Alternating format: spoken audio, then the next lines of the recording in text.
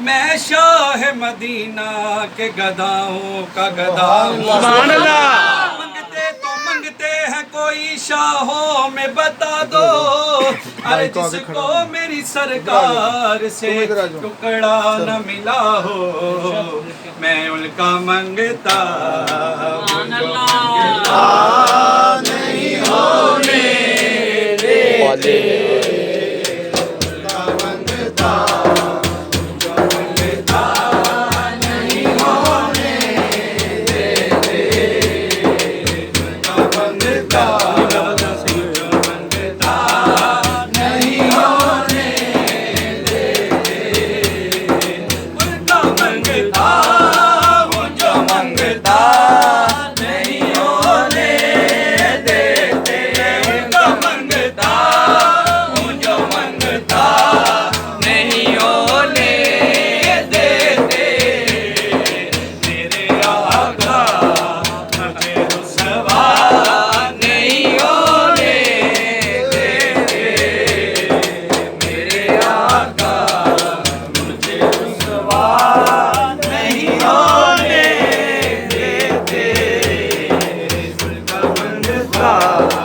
अपने मंगतों की वो फहरिस्त में रखते हैं मुझे, अपने मंगतों की वो फहरिस्त में रखते हैं मुझे, और मुझको मोहताज किसी का नहीं होने देते।